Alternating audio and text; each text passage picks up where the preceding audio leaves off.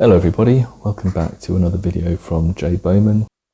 I thought today it would be interesting to take a look at one of my favourite synths, the Kodamo Essence FM, and go through a patch I came up with recently. I can't claim that it's the world's best patch, but I think there's some interesting features in there which might be helpful for people like me who are beginners in FM.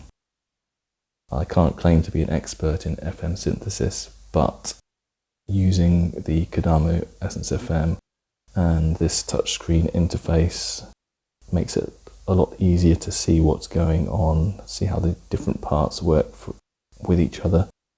And that's combined with a recent video that I watched from a YouTuber called Cooksonia, which I'll link to below. Really helped me to understand some of the basics of FM synthesis and start to have a bit more intention when I make FM sounds.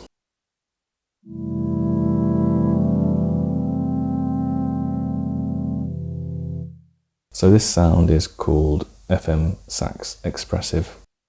Doesn't sound particularly like a sax. Probably if it sounded more like a sax, I wouldn't like it quite as much, but as I say, I think it's got some interesting features that I'll go through, and hopefully this video will be relatively interesting and informative for people who are interested in the Kodamo Essence FM and programming sounds on this synth. So as you can see from the screen here, there are 4 operators which are involved in this sound. The Essence FM is a 6-operator synth, but you can see here this stack here with operators 3 and 5. Operator 3, which is the carrier, is muted, so you don't hear that. So operator 1 is making a noise effect. So I'll just play the patch here.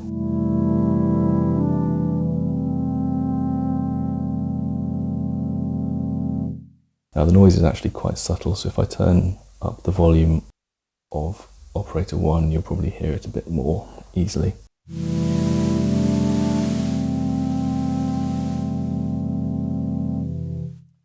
So one of the interesting features of the Essence FM is that 2 of the operators, operators 1 and 2, have feedback. Now traditionally, feedback is how you would make noise on a synth which only has sine waves or doesn't have a specific noise wave form.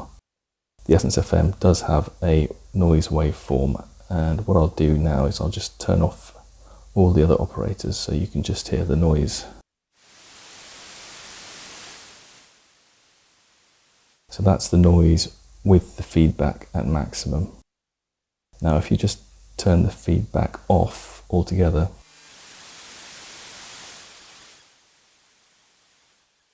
then you are just hearing the sound of the noise waveform, and as you can hear, it's got quite a digital or metallic flavour to it.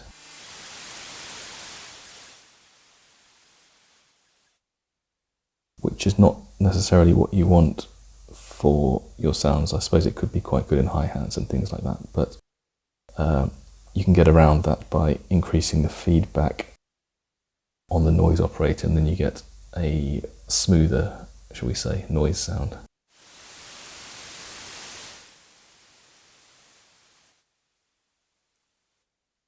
So there is a noise component to the sound. Interestingly enough, if I mute the noise operator I should say, then you can still hear there's some noise in the sound.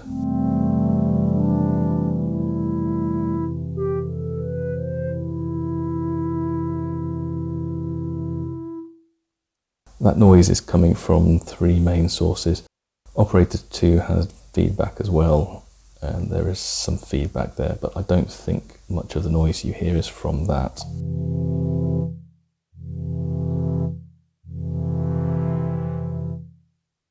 no, it's not really having any effect. So the reason you can hear noise here is because rather than the standard waves that come with the Essence FM, I've actually downloaded some bit reduced sine waves from the Adventure Kid website, and I've loaded them into the Essence FM, and all three of these operators, so the carrier is 6, the first modulator is 2, and then that's being modulated by operator 4. So all three of those are using the 8-bit reduced sine wave, and using those bit reduced sine waves adds a bit of noise and grit to the sound.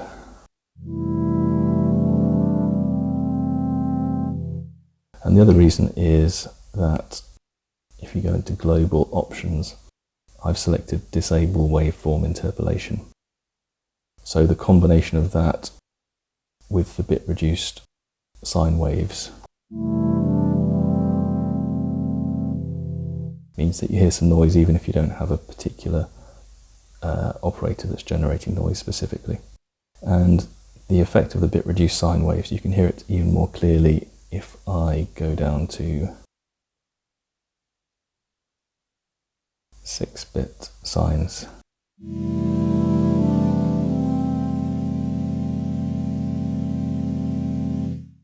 So it's more obvious there. Even if I turn off the option disable waveform interpolation, you can hear that there is that noise there. Now if I use the standard smooth sine waves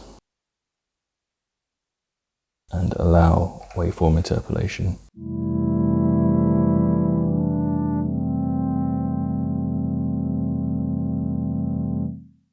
hopefully you can hear how much cleaner that is with no noise. And that's one of the great things about the Essence FM, how much flexibility it gives you to add grit to your sound if you want it, or if you don't want it, then you can have a completely smooth sound like that. So let's talk about modulation. So each voice has an LFO and a ModMatrix with 6 slots. I have seen some comments that people would like more slots than 6. I suppose it's always better to have more. Personally, I don't find I run out of slots all that often. Partly that's probably because I tend to make quite simple sounds. Also, I think it's quite useful that each operator has its own mod section. So you can see each of these operators has a setting for velocity sensitivity, for amplitude modulation coming from the LFO, which would be tremolo, for frequency modulation coming from the LFO, which would be vibrato, and also this setting key volume scale. So you can set each operator so that the amplitude is louder the lower you go down the keyboard, or louder the higher you go up the keyboard. So with these knobs here, and then this knob in the middle lets you set the middle point for where the curve is applied. Okay, so for each of these operators which are making the sound, I have got some velocity sensitivity there.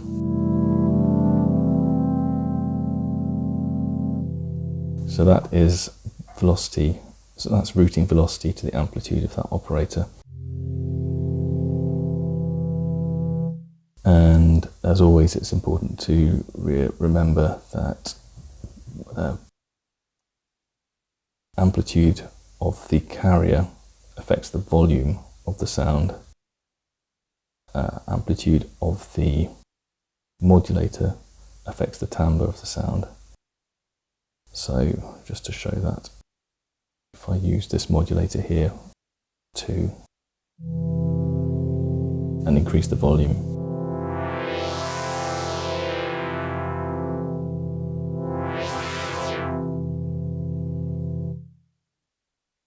you can hear the effect that's having, whereas if I go to the carrier and change the volume. Obviously that's just reducing or increasing the amplitude. So it's useful in FM synthesis, especially for getting expressive sounds, to be able to route velocity sensitivity to the amplitude of the modulators, because that gives you control over the timbre. The harder you hit the key, not only does that affect the volume of the sound, but also the timbre, which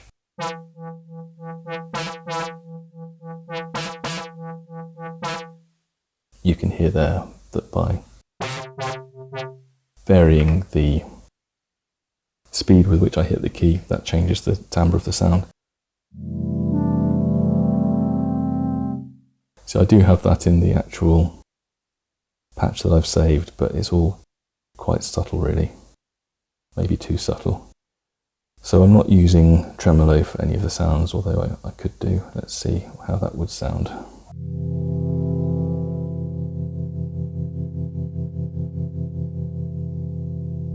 So that's tremolo on the carrier. Let's try it on the modulator.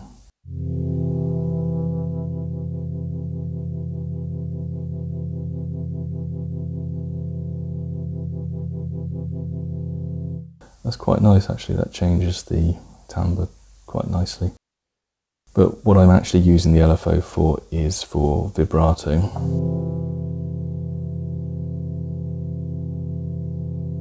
So you can see that's fed from the LFO.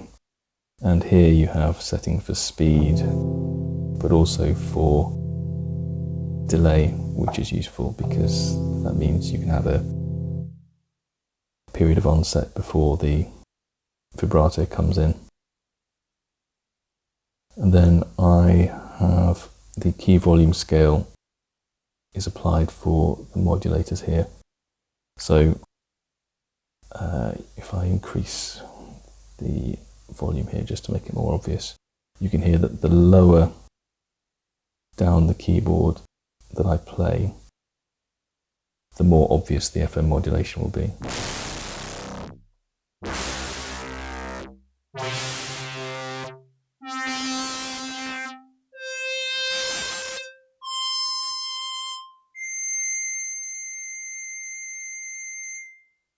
Okay, I exaggerated that effect by increasing the volume of the modulator, but hopefully that gives you an idea of how that could be useful. Obviously you could do it the other way if you wanted, so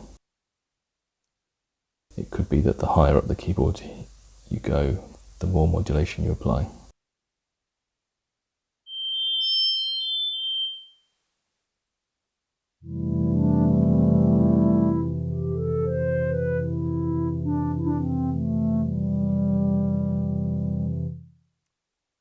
So let's talk about the ModMatrix. So you have 6 slots for each of which you can set the source, and you have quite a large number of sources there, and the destination, and you have destinations which are particular for each operator, and also some which are general or global, sorry. And what I've actually done in this patch is I have routed velocity to segment 1 of the envelopes of each of the operators. So if I play softly, the sound swells slowly. If I play hard, then the sound reaches its peak very quickly. So that's quite useful for making an expressive sound.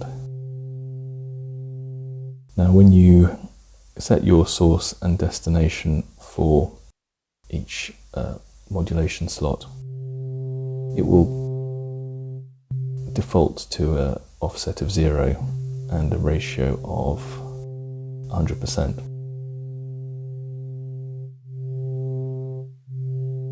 Which is a good starting point for a lot of things, but for this particular case, it was the opposite of what I wanted, because in that case, if I play hard like that, it takes a long time for segment 1 to complete. Whereas if I play softly, like that, then segment 1 completes quickly. So by trial and error,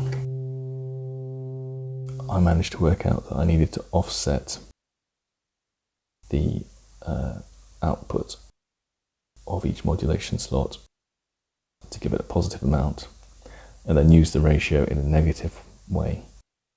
And that got me to where I needed to be in terms of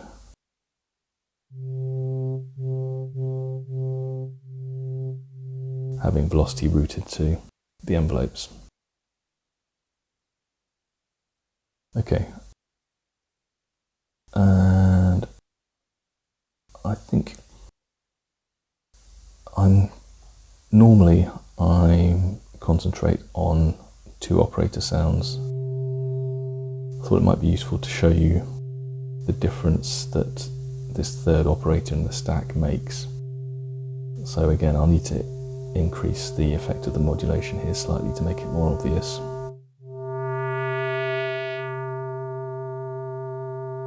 So that's 2 operator sound.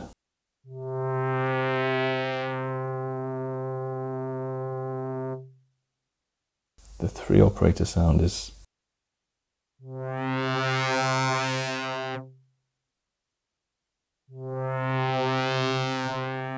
a different timbre.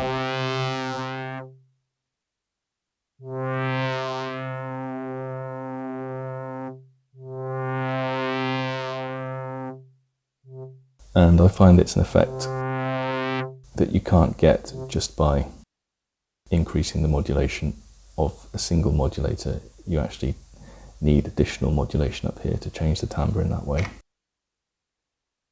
But as I say, I tend to work a lot in 2 operator sounds, so I'm just putting my toes in the water, so to speak, with more complex sounds like this. I think the final thing I want to highlight is something that Cooksonia explains very well in his video, and I'm just going to go through it quickly here. Apologies if I'm not explaining anything as clearly as I should do, or if I've misinterpreted anything. I think it's worth watching his video because he goes into a lot more detail. But what he explained enabled me to start understanding FM synthesis and having more intention in my sounds. So when you have a 2 operator stack like this, a modulator going into carrier, you can understand an FM sweep as the reverse of a subtractive filter sweep on a traditional subtractive synth. So with a filter sweep, you are removing harmonics from the sound as you modulate the cutoff of the filter. With FM, you are actually adding harmonics to the sound. Okay, that's reasonably straightforward, but the characteristics of the harmonics that you add to the sound depend on the ratio of the modulator to the carrier. Again, you can probably work that out by ear, but it's useful to know that if you use odd ratios, and the standard ratio is 1:1, I'll just increase the volume of the modulator to make it more obvious.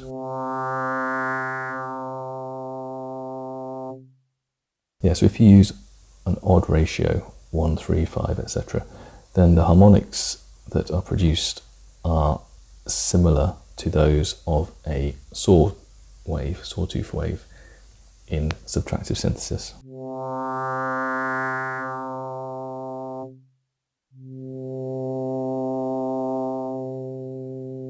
i.e. you're getting all the harmonics.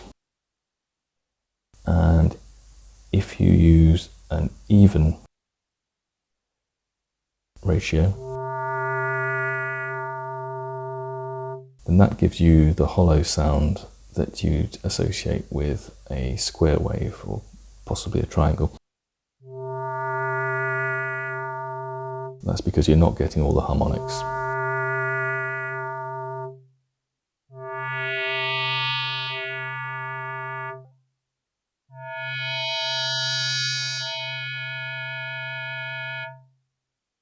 It's quite a simple thing, but when I grasped that, a light bulb really did go off in my head and made me start to think about how I can make sounds using FM synthesis in a similar way to you would program a traditional subtractive synth. As I say, it's well worth watching his video because that will give you more detail on all that. So, if you've made it all the way through this video, thank you very much for watching. Please give me a like and subscribe, and I hope you enjoyed it. I will catch you on the next video. Goodbye for now.